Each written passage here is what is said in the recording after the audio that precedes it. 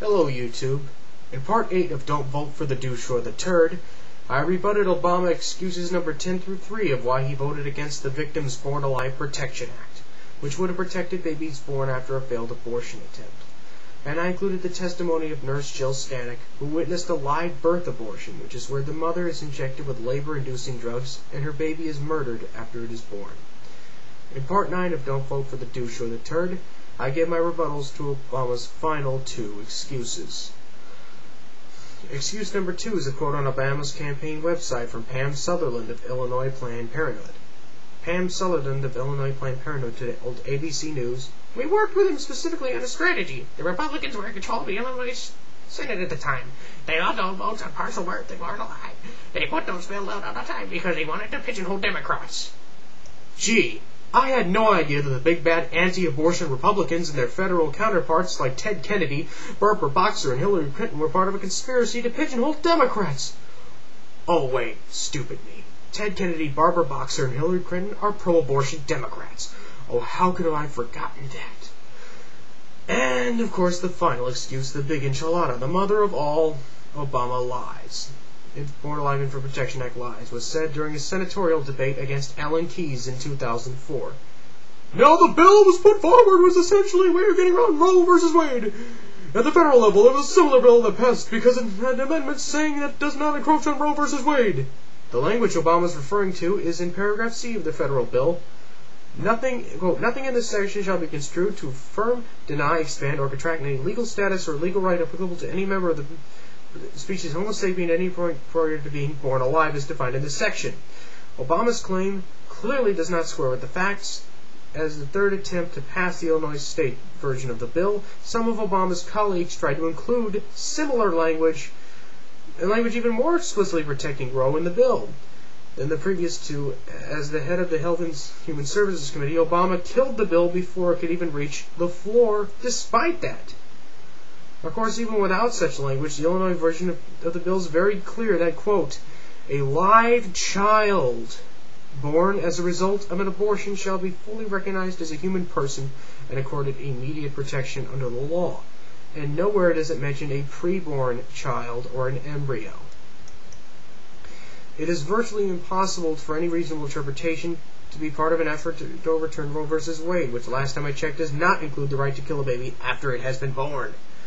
As I've said before, though, Obama voting against the Victims Born Alive Protection Act may be his worst abortion sin, it is not his only one by a long shot, as Obama has voted consistently throughout his political career to coerce taxpayers to the barrel of a gun to pay for abortion, despite any moral or religious objections some of them may have to the practice. Being for such coercion, it is only natural that Obama strongly supports Planned Parenthood, which is the most prolific abortion provider in America. In the year 2006 alone, Planned Parenthood has provided well over 289,750 abortions, and that doesn't even include the abortions they cause by providing abortifacient drugs like RU-486.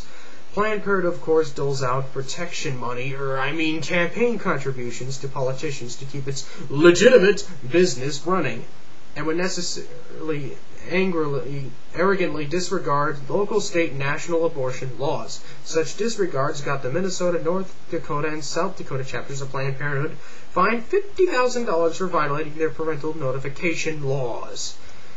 Worst of all, though, is Planned Parenthood's hypocritical refusal as a supposed champion of women to report cases of statutory rape, which, for my GED-holding friends, is when an adult has sex with someone under 18, in other words, a child, which is illegal, and rightfully so. This complete disregard for the health, safety, and well-being of young girls in its pursuit of profit has been famously exposed thanks to an undercover sting by a pro-life group which involved a woman posing as a 13-year-old girl who was impregnated by her 22-year-old boyfriend seeking an abortion on the condition that they do not report the circumstances of her pregnancy to the authorities. She called over 800 clinics, and according to the recorded audio and transcripts, well over 90% of the clinics agreed to her request. To add yet even more icing to the cake, Planned Parenthood is also guilty of blatant racism that borders on eugenics. Planned Parenthood is, of course, willing to get an abortion to any woman for any reason, but they have particularly targeted lower-income minority women in large part because they're the most likely group of women to get abortions.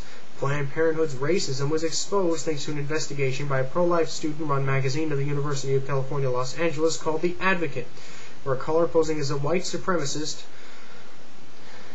who asked if he could give a donation to Planned Parenthood that would specifically be used to help black women obtain an abortion because, quote, the less black kids out there, the better. The call was answered. The donation was accepted by Idaho Planned Parenthood Chapter Vice President of Development and Marketing, Autumn Kersey. The call went as follows. Good morning, this is Autumn. Hello, Autumn. I'm interested to make a donation today. Fantastic. What about abortions for the underprivileged minority groups? Oh, absolutely. We have, in fact, wonderful, fantastic news. We received a very generous donation to our Women in Need Fund. Wonderful. I want to specify that abortion to help a minority group. Would that be possible? Absolutely. Like the black community, for example. Certainly. Okay, so the abortion, I give them money specifically for the black baby. That would be the purpose. Absolutely. If you wanted to designate that you wanted your gift to be used to help an African-American woman in need, then we would certainly make sure that the gift was earmarked specifically for that purpose. Great, because I really face trouble with affirmative action, and I don't want my kids being disadvantaged, against black kids. I just had a baby. I want to put it in his name, Absolutely. So that's definitely possible? Oh, always, always. So I just want to, can I put this in the name of my son? Absolutely. Yeah, he's trying to get into colleges, and he's going to be applying, he's just really big. He's faced troubles with affirmative action. Mm-hmm. And we just don't think the less black kids out there, the better. Understandable. David, let me, if I may, just get some sort of specific general information so we can set this up right away. You said you wanted to put in your son's name? And you would like this designating specifically to assist an African-American woman who's looking to terminate a pregnancy. Exactly, and yeah, I want to protect my son so we can get into college. Alright, excuse my hesitation. This is the first time I've had a donor call and make this kind of request. I'm excited, and I want to make sure I don't leave anything out. Planned Parenthood denounced this transgression in public, but failed to do so in private. The employee who accepted was supposedly disciplined for accepting the donation, yet she was not fired. That is all for Part 9 of Don't Vote for the Douche or the Turd. Stay tuned for Part 10 of Don't Vote for the Douche or the Turd, where I take Obama to task for supporting the racist, law-breaking baby killers of Planned Parenthood.